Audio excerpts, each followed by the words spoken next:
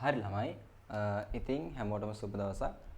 ඉතින් අද ඔයගොල්ලෝ ඇවිල්ලා ඉන්නේ 2025 2026 O level ගානේ පරිමිතිය හා වර්ගඵලය කියන පාඩමට අදාළව තියෙන මොකද්ද? ස්ට්‍රක්චර් ගාන සාකච්ඡා කරන ඕන බලා ගන්න පුළුවන්. 2025 2026 O level ගානේ පරිමිතිය හා වර්ගඵලය කියන පාඩමට අදාළ ලකුණු 10ක් දෙන මොකද්ද? ස්ට්‍රක්චර් ගාන තමයි ඔන්න අපි සාකච්ඡා කරන්න ළමයි. ඉතින් මම ඔන්න වැඩි වෙලාවක් ගන්න නැතුව ගාන කියවගෙන යන්නම්. හරිද?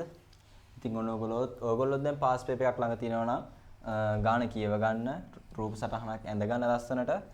නැත්තම් print කරන් වගේ තියෙනවා නම් ඒත් අපිට ප්‍රශ්නයක් නැහැ. හරි. ඉතින් දැන් අපිට මෙහෙම කියනවා රූපයේ දැක්වෙන පරිදි ත්‍රිපිසියමක් හැඩති එළවලු පාත්තියක් කේන්ද්‍රික කෝණයේ අංශක 45යිලු. හරි. ත්‍රිපිසියමක් හැඩති එළවලු පාත්තියලු තියෙන්නේ මෙන්න මේ කෝණයේ අංශක 45යි කියලාත් කියනවා. හරි. ඊට පස්සේ මොකද කියන්නේ? කේන්ද්‍රික ඛණ්ඩ කොටසේ වවල තියෙනවලු මිරිස්, ඊටු කොටස තක්කාලි. මෙන්න මේකේ මොනවද වවල තියෙන්නේ ළමයි? මිරිස්. මෙන්න මේකේ මොනවද? තක්කාලි වවල තියෙනවලු. හරි. ඊට පස්සේ අරය අපිට 28යි කියලා දීලා තියෙනවා. ඒ කියන්නේ ඒ E කියන එක 28යි කියනවා. ඊට පස්සේ අපිට පළවෙනි ප්‍රශ්නේ කියනවා මොකද්ද? මිරිස් වවා ඇති කොටස වෙන් කිරීමට AD ඡාපය දිගේ සකස් කරනවලු වැටක්.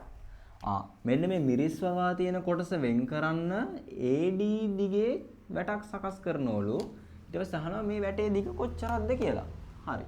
අපිට තව කියනවා මොකද්ද? ෆයි සමානයි 22 බෙදීම 7යි කියලා ගන්නත්ලු. හරි ළමයි. ඔන්න මම පළවෙනි ගාන දාගන්නවා. අපිට කියනවා ළමයි මොකද්ද? ෆයි සමානයි 22 බෙදීම 7යි කියලාත් ගන්නවලු නේද?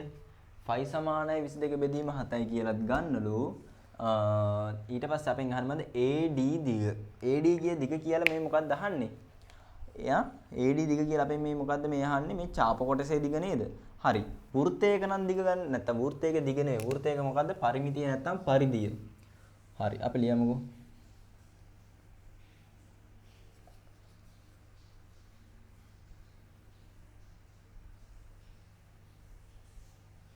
වෘත්තයක පරිධියනේ. වෘත්තයක පරිධිය. වෘත්තයක අපි පරිධිය ගන්නේ කොහොමද ළමයි? 2πr. මතක ඇති නේද? අරය r වෙච්ච වෘත්තයක පරිධිය ගන්නෙ. වෘත්තයක් නම් අරය r නම් මෙන්න මේකේ පරිධිය කියන්නේ මොකද්ද ළමයි? මේ තියෙන්නේ පරිධිය. මේ ඔයගොල්ලෝ ලස්සනට මම මේ නෝට් එකම දෙන්නේ. මෙන්න පරිධිය ළමයි. මේ r කියන්නේ මොකද්ද ළමයි? අරය. තව ළමයි අපි කියනවා මොකද්ද මේ? සම්පූර්ණ එක නැත්තම් r ඒව දෙකක් 2r නැත්තම් මේ දිග නැත්තම් මොකද්ද කියන්නේ? වෘත්තයක් හරහා අඳින්න පුළුවන් ලොකුම ජාය නේද? වෘත්තයක් හරහා අඳින්න පුළුවන් ලොකුම ජාය මොකද්ද? විස්කම්භය කියලා කියනවා ළමයි. ඒකට වෙනම නම. ඒක අපි කියනවා මොකක් කියලාද? විස්කම්භය. හරිද? ඊට පස්සේ ළමයි ඔන්න මේ තියෙන ඔයගොල්ලෝ ලස්සන නෝට් එක. හරි. ඊට පස්සේ මතකද වෘත්ත කෑල්ල ගන්න? නැත්තම් මොකද්ද? ඡාප කොටසක වෘත්ත කෑල්ල කියන එක කැතයින් ළමයි. ඒක නිසා අපි මොකද ඒකට දාන්නේ? ඡාප කොටසක පරිමිතිය. හරි. ඡාප කොටසක මොකද්ද? ඡාප කොටසක පරිමිතියනේ. ඡාප කොටස මොකද්ද? දිග. ඡාප කොටසක දිග ගන්න කොහමද ළමයි? වෘත්තයක නම් 2πr. එහෙනම් ඒකෙන් කොටසක නම් මොකද්ද? θ බෙදීම 360. මේව මතක ඇති නේද? θ කියන්නේ මොකද්ද? කේන්ද්‍රික. θ කියන්නේ මොකද්ද? කේන්ද්‍රික කෝණය. හරි නේද? ඔන්න ළමයි ලස්සනට තියෙනවා මේ සූත්‍ර දෙක. ඉතින් අපි දැන් මේකෙන් ආදේශ කරලා ලස්සනට හදමු. හරි. දැන් අපිට කියන්නේ මෙන්න මේ දිග නේද? AD දිග නේද? ඒ කියන්නේ මේ ඡාප කොට අංශක 45ක වෙච්ච ඡාප කොටස දිග නේද අපෙන් අහන්නේ. හරි ළමයි අපි හදමු ලස්සනට. මම දාන්නම් මෙහෙම. AD දිග සමානයි මොකද්ද?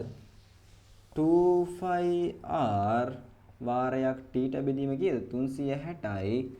හරි. දෙක ගුණ කිරීම 5 වෙනකොට අපිට ගන්න කියලා ළමයි මොකද්ද? 22 බෙදීම 7ක් ගුණ කිරීම r. r කියන්නේ අරය නේද? දැන් මේකේ අරය කීයද ළමයි? AE කියන්නේ අරය. අරය කීයද ළමයි? 28යි. ගුණ කිරීම මොකද්ද? θ බෙදීම 360ක්. දැන් θ කියන්නේ මේ කෝණය ළමයි. කෝණය කීයද? 45යි. හරි. ඉතින් ළමයි ඔන්න දැන් අපි මේක සුළු කරගමු ළමයි ලස්සනට.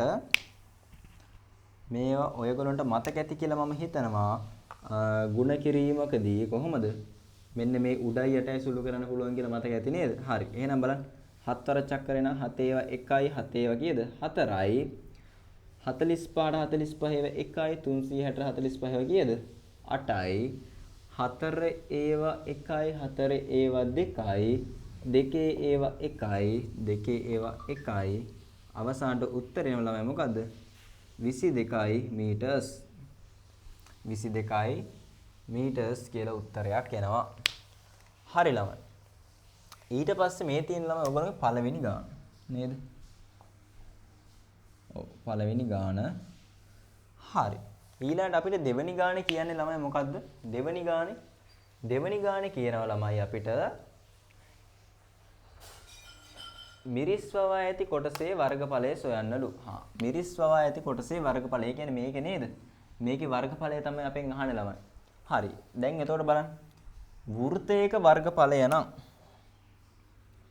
දෙවෙනි ගාන. වෘත්තයක වර්ගඵලය නම් කොහොමද ළමයි අපි ගන්නෙ? වෘත්තයක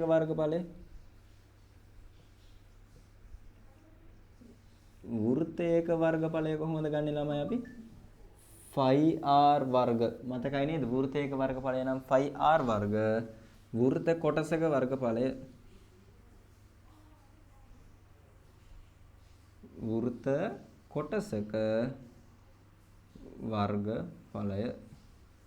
කොටසක වර්ගඵලය ගන්න කොහොමද ළමයි?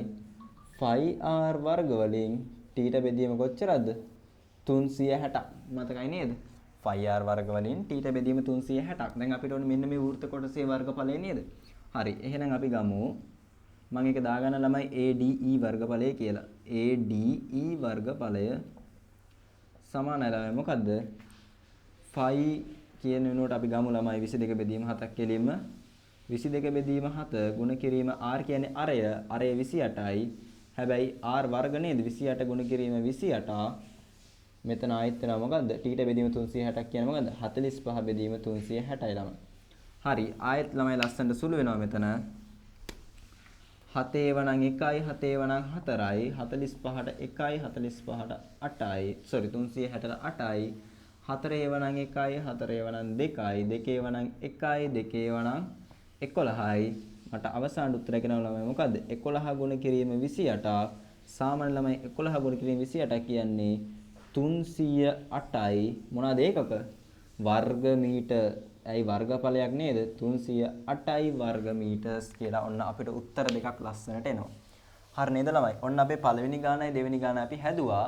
ඉතින් අපි ඔන්න බලන්න තුන්වෙනි ගාන අපි ලස්සනට සාකච්ඡා කරමු. හරි ළමයි. අපිට ඔන්න දැන් තුන්වෙනි ගාන කියනවා මෙන්න මෙහෙම දෙයක්. AB සමානයි 24යි මීටරද BC සමානයි 20යිද CE සමානයි 44යිද වෙයි. හරි. මම දාගන්නම්කෝ. AB කියන්නේ ළමයි 24යි. BC කියන එක 20යිලු. මෙන්න මේ සම්පූර්ණ දිග නේද? මෙන්න මේ සම්පූර්ණ දිග කියලා ළමයි 44යි මීටර්ස් කියලා කියනවා මෙයා. හරි. ඊට පස්සේ අපෙන් කියනවා ළමයි මොකද්ද? තක්කාලි වවා ඇති කොටසේ වර්ගඵලය හොයනලු මේ ටික දීලා. දැන් බලන්නකෝ. ඔයාට හොඳට බැලුවොත් මේක ලේසියෙන්ම තේරෙනවා. මොකද්ද? ABCE කියන්නේ මොකද්ද ළමයි මේ? ට්‍රැපීසියමක් නේද? හරි. එතකොට බලන්න. මෙන්න මේ ට්‍රැපීසියම් කෑලි දෙකක් මොනවද වෙන් වෙලා තියෙනවා මොකද්ද? මෙන්න මේ වෘත්ත කොටසෙනුයි මෙන්න මේ අමුතු හැඩතලයකුයි. ඒකට හැඩතලෙට නමක් නැහැ නේ බා. හරි. දැන් බලන්න. මෙන්න මේ මුළු ට්‍රැපීසියමෙන්ම අපි මේ දැනගත්ත වෘත්ත කොටසේ වර්ගඵලය අඩු කරලා දැම්මොත් මේ කොටස එනව නේද? ඒ කියන්නේ තක්කාලි වවා ඇති කොටස නේද? හරි. මේ කොටස අපිට කීයක් දාවේ ළමයි? 308යි වර්ග මීටර. හරි. එහෙනම් මෙන්න මේ මුළු වර්ගඵලයෙන් මෙන්න මේ 308 අඩු කරපු ගමන් මොකද්ද වෙන්නේ? මෙන්න මේක එනවා. තේරෙනව නේද මම කිව්වා? හරි. මෙන්න මේ මුළු වර්ගඵලයෙන් මෙන්න මේ මුළු වර්ගඵලයෙන් මොකක්ද අඩු වෙන්න ඕනේ? මෙන්න මේ 308 අඩු වෙන ගමන් මෙන්න මේ තක්කාලි වවා ඇති කොටසේ වර්ගඵලය එනවා. හරි ළමයි අපි ඒක හදමු. මොකද්ද අපිට ඉස්සෙල්ලම ඕනේ තුන්වෙනි කොටස? අපිට ඕනේ ඉස්සෙල්ලම මොකද්ද? ට්‍රැපීසියමේ වර්ගඵලය. මම ලියන්නම්. ට්‍රැපීසියමේ වර්ගඵලය. හරි ළමයි ට්‍රැපීසියම් එක වර්ගඵලය ගන්නදී මතකද කොහොමද? සමාන්තර පාද දෙකේ එකතුව බෙදීම 2 ගුණ කිරීම ලම්බ උස. මම ලියන්නම්කෝ. සමාන්තර පාද